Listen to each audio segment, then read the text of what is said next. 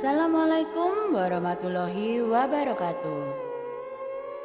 Jumpa lagi bersama saya Rani di channel Pusaran Misteri. Pada kesempatan kali ini, Rani akan membacakan kelanjutan dari cerita serial Wanita di Kamar Rahasia, yaitu bagian yang ke-22 dengan judul Diculik Roro Kemuning. Kisah ini ditulis oleh Min Hazel, dan bagi teman-teman yang ingin membacanya secara langsung, silakan berkunjung di akun pribadi Facebooknya. Linknya sudah Rani sertakan di kolom deskripsi di bawah ini. Tidak perlu berlama-lama lagi, kita langsung menuju ke ceritanya. Selamat mendengarkan. Wanita di Kamar Rahasia, bagian 22. Diculik Roro Kemuning. Narendra mendongak. Pada saat yang sama, dari balik awan itu muncul kereta berwarna emas. Dua kuda yang menariknya berlari kencang ke arah Narendra. Kereta tersebut dikemudikan oleh seorang wanita berambut panjang dengan mahkota berukir kepala kobra. Di belakang kereta itu banyak pasukan yang mengikutinya. Tubuh mereka bagian atas seperti manusia pada umumnya. Namun pinggang ke bawah ada yang berbentuk kuda, ular, dan hewan lainnya. Ada juga bagian kepala berbentuk seperti singa, tapi tubuhnya manusia biasa. Mereka semua berlari ke arah Narendra. Pemuda itu tidak bisa mengelak ketika sebuah tangan besar berwarna putih meraih tubuhnya. Narendra tidak benar-benar sadar kala itu. Matanya hanya menangkap seberkas cahaya putih yang melintas sangat cepat. Tiba-tiba ia sudah berada di dalam kereta. Laju kendaraan itu sangat cepat. Belum pernah seumur hidupnya ia menaiki kendaraan sekencang itu. Kaki kuda yang beradu dengan jalan kasat mata menimbulkan percikan api yang melesat ke belakang, membentuk garis lurus yang tidak putus-putus. Narendra nyaris saja terjerembab ketika kereta itu menanjak tajam semakin tinggi, lalu berbalik seperti kereta luncur. Jika raga Narendra ikut ke alam itu, pasti sudah seperti kaca yang jatuh dari gedung pencakar langit, menjadi kepingan-kepingan yang sangat halus. Kereta akhirnya berhenti di sebuah bangunan megah dengan pilar-pilar sebesar satu depa orang dewasa. Pasukan yang tadi menjemput Narendra seketika lenyap. Pemuda itu melangkah sembari memandang sekeliling. Jika di Kalayu ia melihat rumah kuno dari anyaman bambu, di tempat itu justru sebaliknya. Dinding terbuat dari batu kualam yang diukir motif ular.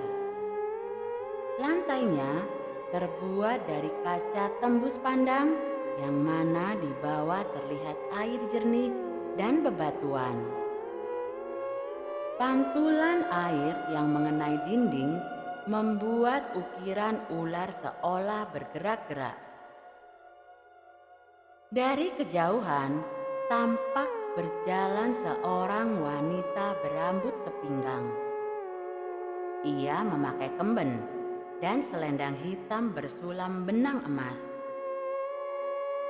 Wanita itu dikawal oleh dua lelaki yang memakai baju zirah keperakan. Hawa dingin menyerang seiring bertambah dekatnya sosok itu. Narendra bergeming. Keanggunan wanita yang menuju padanya itu menarik seluruh perhatiannya. Ia mengenakan siger bertabur permata. Anak rambut di kedua pelipisnya melengkung bak sulur baru tumbuh. Di tengah keningnya menempel bindi warna hijau dengan permata kecil. "Selamat datang di kediamanku, Kang Mas Narendra." Kata-kata itu keluar dari bibir semerah delima yang bagian bawahnya lebih tebal dari bibir atasnya. Suara itu sangat khas dan telah terpatri dalam lubuk hati Narendra yang terdalam.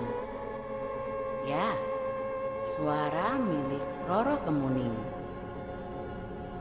Narendra masih terpaku di tempat ketika sosok tersebut kian mendekat. Kedua bola mata wanita itu bak biji almond dengan tatapan misterius namun memukau. Bercahaya seperti ubur-ubur alien di palung Mariana. Narendra keluh, tertawan oleh bulu mata Roro Kemuning yang mendongak ke awang.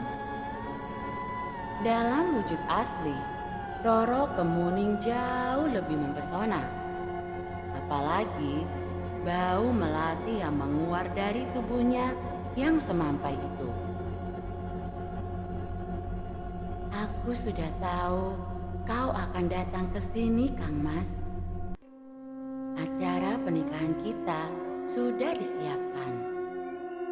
Setelah itu, kita akan terbang berdua ke kayangan, meregu kebebasan kabut, dan menyebut pemilik cinta sebagai jiwa-jiwa yang tidak pernah bersedih." Roro Kemuning mengulurkan tangannya. Sekali lagi, Narendra tergerak untuk meraih jari lentik itu, namun sekelumit kesadaran menyentaknya. "Tidak semudah itu," ucapnya seraya menarik kembali tangan yang hampir menyentuh Roro Kemuning. Tatapan lembut perempuan itu seketika berubah waspada. Senyum masih tersungging di wajah cantiknya, meski mulai memudar. "Aku tahu perjalananmu menuju ke sini tidak mudah. Mari kita beristirahat dulu, Kang Mas pasti kelelahan." Usai mengatakan itu, dua perempuan berpakaian yang lebih sederhana masuk membawa nampan. Di atas nampan tersebut ada dua gelas berwarna emas dan teko berwarna serupa. Selagi pelayan menuang minuman, Roro Kemuning mengelus dada Narendra yang langsung dihardik oleh pemuda itu. "Saya kemari bukan untuk ini. Langsung saja. Perjanjian macam apa yang sudah kau buat dengan leluhur saya? Jika saya mengikutimu, apa akibatnya? Dan jika saya memutuskan pisah, apa gantinya?"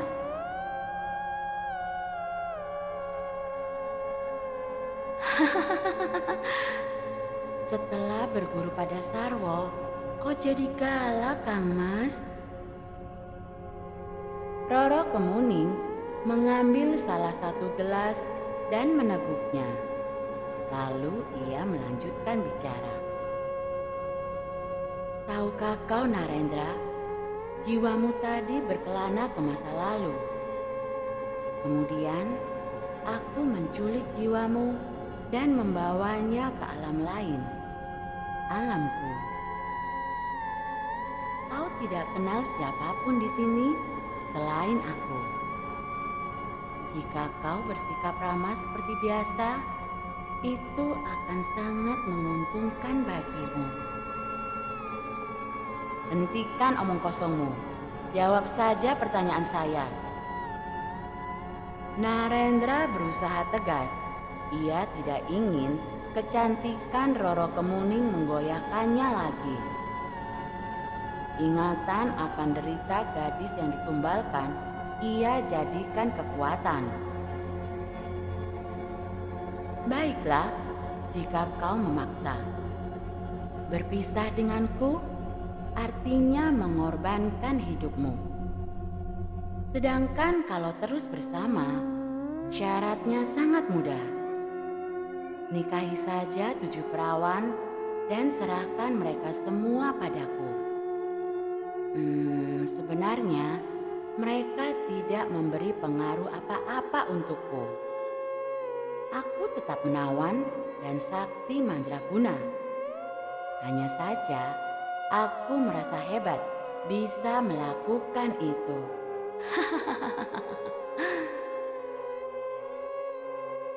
Dan kau akan membunuh mereka seperti gadis di lapangan itu? Dasar iblis. Mata Narendra terbeliak penuh amarah. Juga wanita yang menumpang mobilmu, yang menghasutmu sampai bertengkar dengan istrimu. Dia juga salah satu tumbal yang tubuhnya kupakai.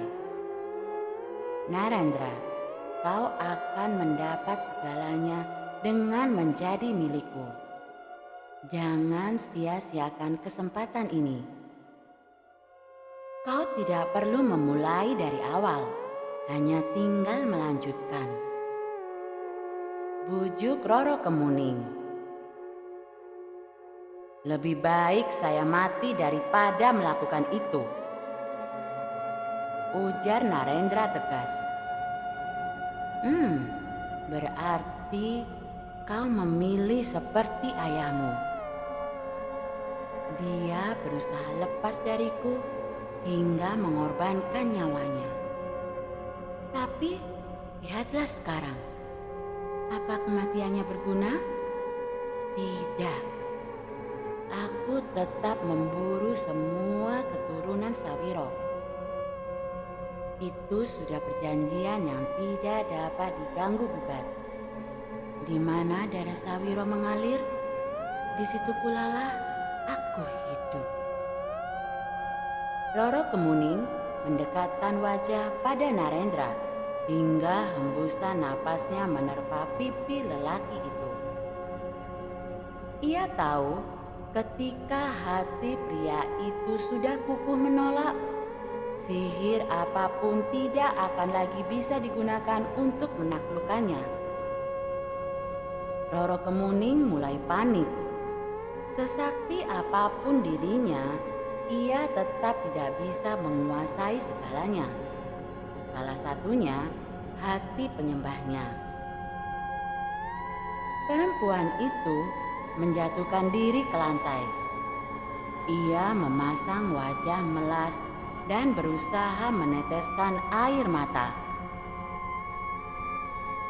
Kenapa kau menuduhku sekeji itu, Kang Mas? Sarwa Putih pasti telah membutakan nuranimu. Dia pasti telah mengarang cerita bohong dan meniupkan mantra agar kau berburuk sangka padaku. Sungguh, Kang Mas, akulah wanita yang ditumbalkan itu. Penglihatanmu pasti adalah tipuan dari Sarwa Putih. Roro Kemuning kembali mengelabui Narendra. Hei, bagaimana bisa seperti itu? Kau baru saja mengakui kalau minta tumbal, bahkan membunuh ayahku. Jangan kau bersilat lidah seperti seorang pengecut. ucap Narendra. Aku mengatakan itu untuk melihat seberapa percaya kau padaku. Ternyata aku salah. Kau percaya pada semua perkataan jahatku. Aku mengarang semua itu, Kang Mas. Apa gunanya aku menjelaskan kebenarannya jika di matamu aku adalah penjahat? Roro Kemuning terisak. Narendra bimbang. Namun ia segera ingat perkataan Kisarwo Putih agar tidak mudah percaya pada ucapan Roro Kemuning. Perempuan itu bisa mengatakan apa saja demi mencapai tujuannya. Tidak, kau penipu.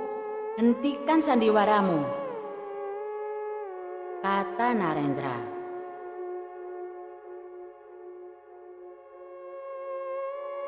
Dan itulah akhir dari cerita Diculik Roro Kemuning. Cukup sekian untuk cerita kali ini.